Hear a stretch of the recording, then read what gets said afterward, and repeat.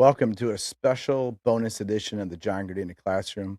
I'm John Gardena, and today we're cutting through all the noise, all the excuses, everything. Talk about the one thing, which is taking action. This isn't about the four pillars today. This is about you, your calling, your gift, and why you need to stop waiting and just do it. If this episode lights a fire under you, share it with someone who's been sitting on the sidelines of their own life. Hit that like button and subscribe. So let's get into it. Let me start with a quote that should haunt every single one of us. The richest place on earth is not the diamond mines of South Africa or the oil fields of the Middle East. The richest place on earth is actually the graveyard, because in the graveyard, you will find inventions that were never created, businesses that never started, books that were never written, songs that were never sung, and dreams that were never pursued. Think about that for a second. Right now, buried in the cemeteries around the world are the greatest ideas humanity will never see. The books that could have changed millions of lives, the businesses that could have employed thousands of people, and the songs that would have brought people to their knees in worship or healing. Why? Fear and distraction. See, fear whispered, "You're not ready. You're not good enough. What will people think of you?" And then distraction says, "You have time. Do it tomorrow, next year, when things settle down." But tomorrow never came, and the gift died with them. You see, here's the truth. You already know what's inside of you, deep inside of your soul, that you are meant to do something great on this earth. Not great like famous, not great like perfect, but great in the sense that God gave you specific talents, specific gifts, and a specific calling, and He expects you to use them. You feel it. I know you do. That pull, that whisper, that idea that won't leave you alone, that dream that keeps showing up in your quiet moments. See, that's not random. That's not coincidence. That's God planting a seed within you, and it's your job, your responsibility to water it, nurture it, and bring it to life. You may have fears. You may think you're not good enough. You may be terrified of failure, rejection, or judgment. But let me ask you this: what's more terrifying, trying and failing, or dying with your gift still inside you, untapped, unused, and wasted? See, let me tell you about two men. Both had the same idea, only one took action. In 1954, Ray Kroc was a 52-year-old milkshake salesman. He was struggling financially, dealing with health issues, and by all accounts, past his prime. But when he visited a small burger stand in San Bernardino, California, run by two brothers named McDonald, he saw something no one else saw: potential. He didn't have restaurant experience, he didn't have a ton of money, he didn't have a guarantee it would work, but he had a vision. And more importantly, he took action. See, Ray Kroc bought the rights to McDonald's, franchised it, and then he turned it into the largest fast food chain in the world. Today, McDonald's serves 69 million people a day in over 100 countries, millions of jobs, millions of revenue, a global empire. Was he perfect? No. Did he make mistakes? Absolutely. But he acted. Because he acted, the world changed. Now, let me tell you about the other man. His name isn't famous because he never did anything with his idea. In the early 1950s, there was a businessman who saw the exact same potential in fast food. He watched the McDonald brothers' operation. He understood the efficiency. He knew it could be replicated. He even drew up plans and talked about it with his friends and family. But guess what?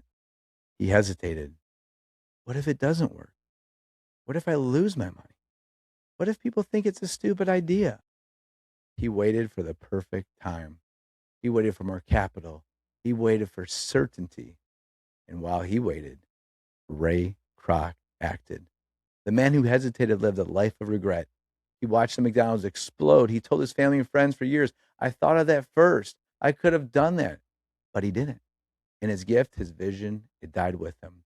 His family didn't inherit an empire. They inherited regret and what ifs. See, here's what fear and distraction cost you. Your family suffers. The business you didn't start could have provided financial freedom for generations.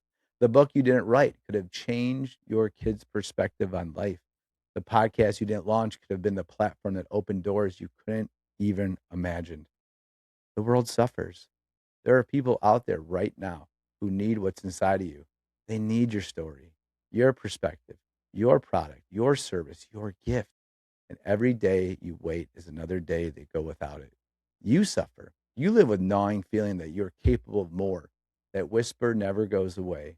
The regret grows louder as the years pass. And then when you're 70, 80, or 90 years old, you want to do the thing that you've always said, I wish I had. Let's get real practical. Here are things that you can do right now. You've been thinking about signing up for that 5K, maybe a marathon, a triathlon. You're scared it'll come in last. Who cares? The person who finished last lap, everyone's sitting on the couch. Sign up today. You have a story. You have a message. You have to just get started. Not being perfect. Open a document. Write 500 words today, maybe 500 tomorrow. And in 6 months, you'll have a book. You don't need fancy equipment. You don't need to be a professional speaker. You need a phone, a message, and the willingness to hit the record button. See, episode 1, if you become a podcaster, isn't perfect. I've learned that myself, but you just got to start. If you want a business, you're sitting there, you have notes apps for 3 years. Stop overthinking it. File the LLC, build the website, make the first sale. You'll figure it out as you go. You have expertise in something. Maybe it's fitness, finance, maybe it's parenting. People will pay to learn what you know. Record the first video today. You feel called to serve in a specific way, whether it's feeding the homeless, mentoring young men, leading a Bible study, or starting a nonprofit. Stop waiting for permission. Just do it. Here's the lie fear tells you. If I can't do it perfectly, I shouldn't do it at all. That is ridiculous and garbage. You will make mistakes. Your first podcast episode will be rough. I know. Your first podcast launch will be hiccups and sound quality will be bad, but it's okay. You will learn. You will grow. You will improve. Every single person you admire started messy. Every successful entrepreneur failed multiple times. Every great author wrote terrible first drafts, and every athlete had a race where they struggled. The difference between them and the people in the graveyard, they did it anyway. Let me leave you with this. It's better to have tried and failed than to have never tried at all. Because here's what happens when you try. You learn what works and what doesn't. You build resilience and character. You inspire others to take their own leap. You discover strengths you didn't know you had. You create opportunities that wouldn't have existed otherwise. And even if you fail, you don't take regret to the grave. You take the pride of knowing you gave it everything. And that's the importance. I'm giving you homework today, and it's due today. Step 1, identify your gift. What's the one thing you've been thinking about? The idea that won't leave you alone, the dream that keeps showing up. Write it down right now. Step 2, take one action today, not tomorrow, not next week, today. If it's a book, write the first page. If it's a business, register the domain name. If it's a race, sign up and pay the entry fee. If it's a podcast, record a 60-second intro. If it's ministry, text 3 people, invite them to come to your first meeting. Step 3, commit publicly. Tell someone, text a friend, post on social media, put it out in the world. I'm starting this today. I want to be accountable for what I say I'm going to do. Listen to me. God doesn't make mistakes. He didn't give you that idea by accident. He didn't plant that seed in your heart for no reason. He gave you talents, abilities, and a calling because he expects you to steward them. Bearing your gift isn't humility. It's actually disobedience. Wisdom isn't waiting for the perfect moment. It's taking action with faith and adjusting as you go. Guidance doesn't come to those who sit still. It comes to those who actually move. So move. The greatest inventions and changes that could have been created are in the grave. Don't let your gift join them. You have one life, one shot, one opportunity to make the impact God designed you to make. Stop waiting for permission. Stop waiting for certainty. Stop waiting to be perfect. Just do it. Run the race. Write the book. Start the podcast. Launch that company and serve your community. The world is waiting for what's inside of you. Your family's waiting. And deep down, you're waiting too. It all starts with taking action. You won't be perfect, but you'll learn and grow in the process. And when you're 80, I promise you, looking back on your life, you won't regret the things that you said you tried. You only regret the things you didn't. So what are you waiting for? Just do it.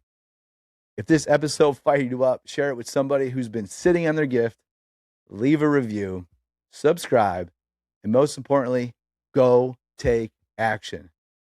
I love you, and may the Lord bless you and keep you all the days of your life. Now go build something great. Stay faithful, stay focused, and keep moving forward.